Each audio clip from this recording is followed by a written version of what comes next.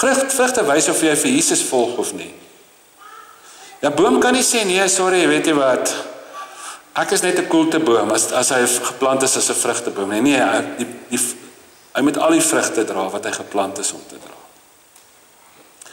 So jy kan nie sê, hoorie, maar ek is nou nie eintlik 'n geduldige ou nie. Nee, geduld is nie 'n gawe nie, geduld is 'n vrug. Dan moet jy leer om geduldig te wees. Jy kan nie sê, ja, maar ek is nie eintlik goedhartig nie, dis vir daai ander tannie wat die broodjies vir die mense uitdeel.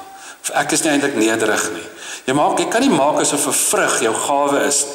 Nee, die vrugte wys eintlik alles wat moontlik is vir jou. En as ou die twee goed verwar, dan is dit bad. Ons het ek het een keer 'n ou ontmoet, hy's 'n baie bekende lofprysingsleier daar in 'n stad. Regtig, ongelooflik hoogs begaafd. Jy kan sy video's kyk. Maar hy het 'n besigheid, en van sy besigheidsmense bly by ons by Echo. Van ons vlugtelinge en weeskinders en so aan wat by Echo bly. Hy behandel hulle soos absolute gemors. Verneek hulle, betaal nie hulle salaris nie. Gaan nou lekker vakansie, maar hulle kry swaar. Maak beloftes, kom dit nie na nie. En dan dink ek eendag, ek wil vir hom sê, mag niemand wat vir jou werk ooit by 'n plek instap waar jy lofprysing lei. Want jou gawe, omdat daar geen vrugte is nie, sal jou gawe getuig teen die evangelie waarvan jy sing. Dit sal mense naar maak vir jou.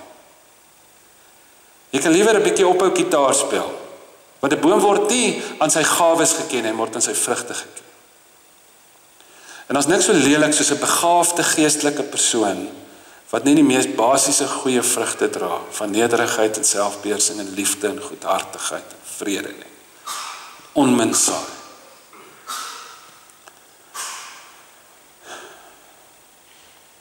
Daar is so 'n storie van ek onthou ek moet baie keer by 'n skoolopening praat, en ek praat een keer by 'n skoolopening al by Oosmoed jare terug. En so voor die interhoor, en daar's 'n onderwyser, hy's so eksentrieke onderwyser daai jare was hy by die skool. En dit is seker een van die mooiste speeches wat ek nou nog gehoor het, wat 'n ou met die skool praat, met die kinders praat. En dit was baie kort. Hy het eintlik net een woord, belangrike woord gesê. Hy het gesê, kinders, as julle nou hier is, en jy's in hierdie skool, en jy's nors, en jy wil aan niks deelneem nie, en jy's altyd negatief, en jy wys net altyd foute uit, dan wil ek vir jou een ding sê, verander. Verander.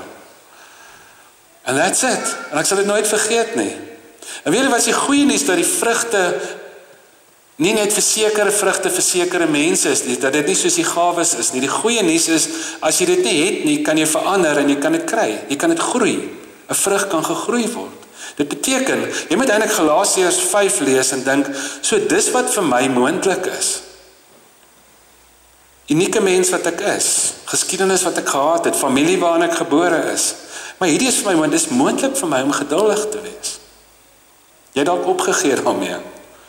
Dis moontlik vir my om nederig te wees, om selfbeheersing te hê. Hierdie is, ek kan verander. Dis goeie nuus. Om te kan verander, om te kan bly groei. Om nie net te stagneer nie, om nie vir altyd net te weet wie jy is nie, maar te wees wie jy is nie. En die gevoel van my lewe maak sin, en die gevoel van my lewe maak saak, gaan saam met die gevoel dat ek besig is om te groei. En jy kan gaan kyk al die groot mense in die geskiedenis, na wie ons opkyk. As jy gaan kyk na hulle lewens, dan sal jy sien, hulle het probeer om aan te hou groei, selfs toe die wêreld gevoel het, hulle tyd is 'n bietjie verby. Dis die wonderlikste ding van die vrugte van die Gees, is dat al voel jy jou finansies is gemors, jy kan niks aan doen nie. Al is daar mense wat lelik is met jou, jy kan niks daaraan doen nie. Al is daar siekte of wat ook al, daar's goed wat jy niks aan kan doen nie. Is daar nog die vrugte van die Gees, sê daar's altyd nog een ding waaraan jy iets kan doen. En dit is, jy kan 'n beter mens word in jou omstandighede. En jou omstandighede sal soos 'n amplifier wees as dit met jou sleg gaan. Wat eintlik, dis hoekom ons praat oor Paulus wat in die tronk, in die onregverdige tronk gesing het. Want dit het eintlik sy boodskap versterk. Jy weet, as ons gesê het, hy het gesing toe hy by 'n partytjie was, en dit was net Christen, en dit was maklik, en almal het hom geëer en hom gehelp, en sê ons, okay, hy het gesing. Jy kan dalk sing by so 'n plek, maar hy het in die tronk gesing. Te sê, maar jy kan geen omstandighede kan maak dat jy nie 'n beter mens kan word nie. Dit kan jou groei keer. Inteendeel, die Here het hierdie wonderlike ding dat hy reguit hou met 'n krom stok slaan, dat hy selfs bad goed gebeur om ons gebruik om ons beter mense te maak, as ons hom die kans gee. Dat jy goeie sien in die donker wat jy nooit in die nag sou sien nie, soos die Melkweg.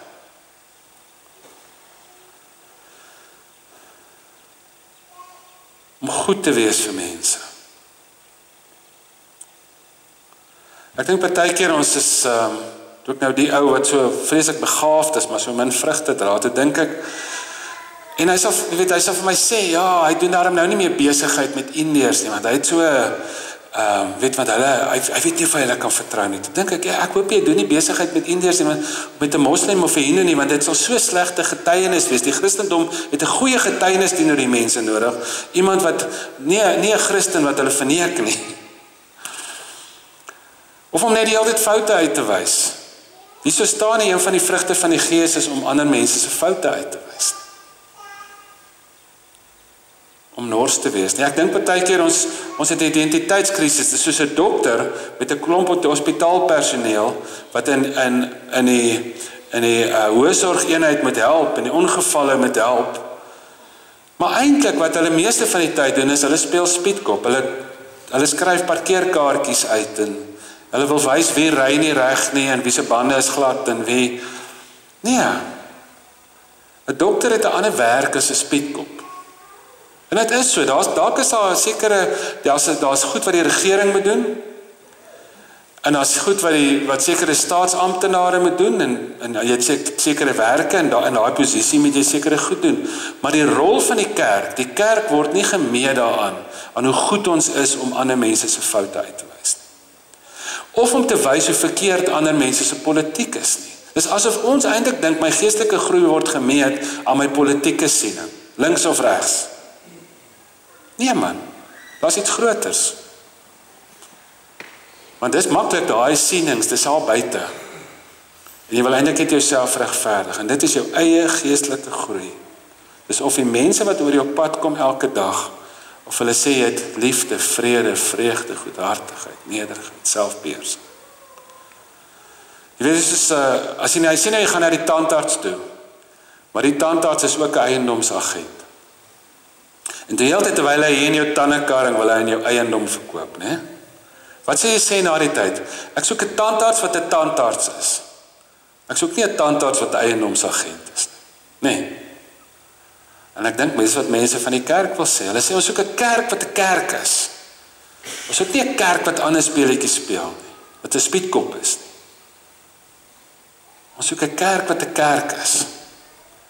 En 'n kerk wat 'n kerk is, het hierdie eienskappe van die vrugte van die Gees. Dis 'n plek waarin mense getrek word sodat hulle iets van God se liefde, God se goedheid, God se herstel kan beleef. Mense wat eenheid soek in liefde en goedheid en wat die wêreld probeer beter maak, nie deur self donker te wees nie, maar deur 'n lig te laat skyn in die donker. Jesus was altyd aan die kant van die mense wat swaarste gekry het in die gemeenskap.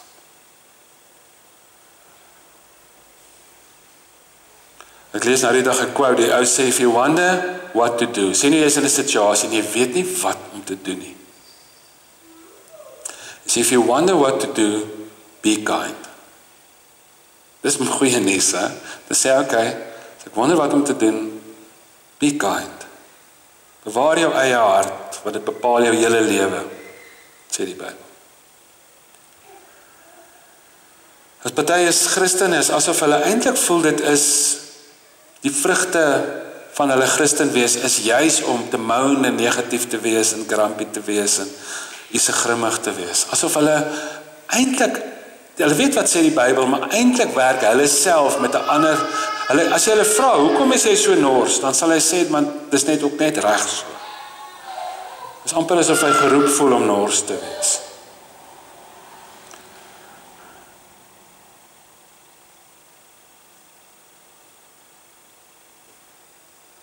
So ek wil jou vra, dis nuwe jaar.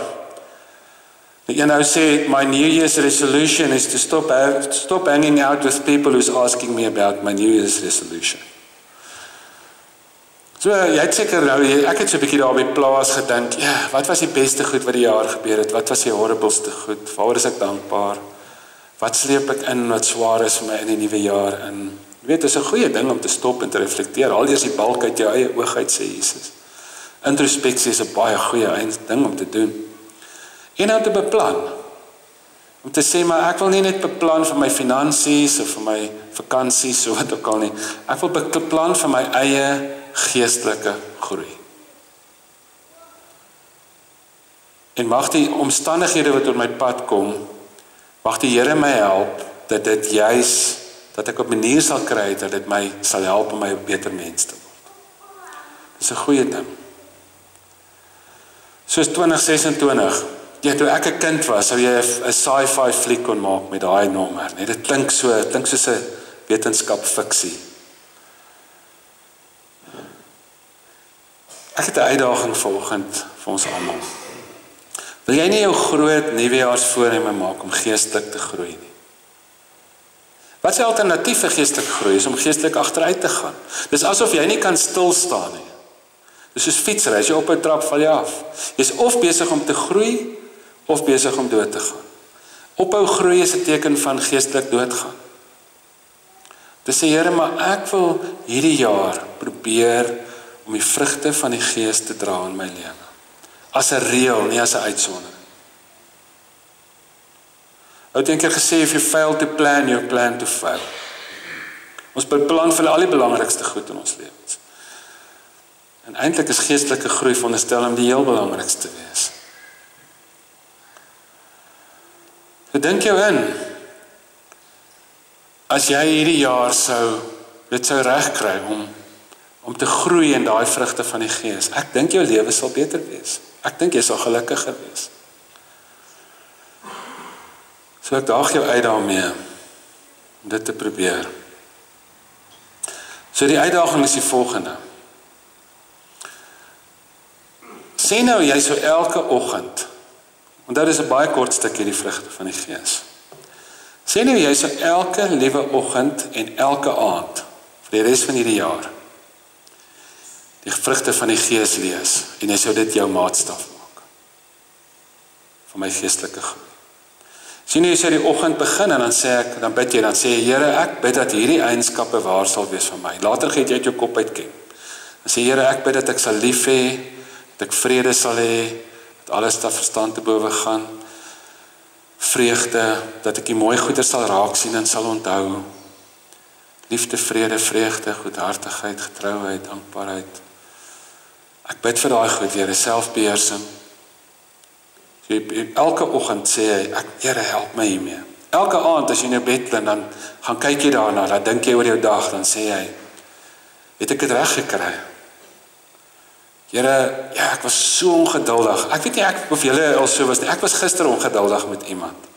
Ek het 'n ding bestel, kos wat ek moes gaan oplaai. Die vrou het vir my gesê 20 minute. 'n uur later, toe kom die kos. En dan, hoe voel 'n mens altyd na die tyd as jy 'n bietjie ongeduldig was? Jy voel eintlik, dit was dalk geregverdig, was nie lelik nie, ek wil julle dit daarom sê.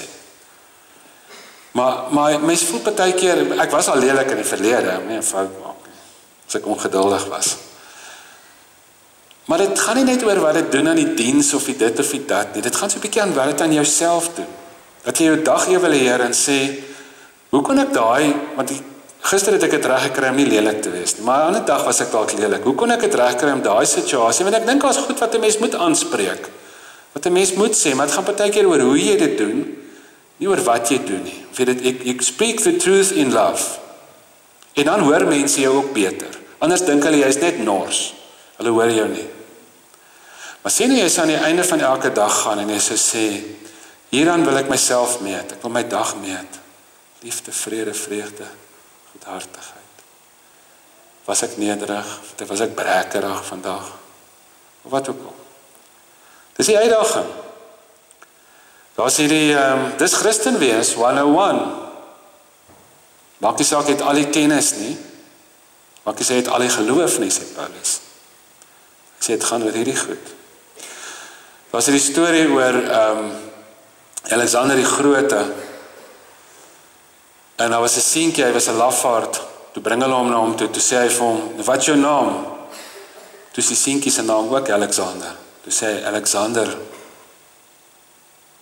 Toe sê hy, "Wel, een van twee dinge. Verander of jou naam of jou gedrag." En ek dink daar's ietsie daarvoor te sê vir Christen wees. Dat jy moet of jou naam verander en sê ek is 'n Christen, as jy nie die vrugte wil dra nie. Want 'n boom word sy vrugte geken, nie aan sy naam nie. Of jy met jou vrugte verander, en begin vrugte dra. Mag die Here ons daarmee help. Galasiërs 5:22, die vrug van die Gees daarteenoor is liefde, vreugde, vrede, geduld, vriendelikheid, goedhartigheid, getrouheid, nederigheid en selfbeheersing. Mag die Here ons help. Kom ons bid saam. Here, help ons om nie net te weet van hierdie vrugte nie, maar help ons om dit te dra. Deur die Gees. U noem dit die vrug van die Gees. En ons bid dat u Gees ons ook sal beweeg soos wat u vir Paulus en die vroeë kerk beweeg het. Dat ons vrugte sal dra wat mense honger maak vir u goedheid. In Jesus se naam. Amen. Ons gaan afkondigings en dan gaan ons 'n slotlied sing.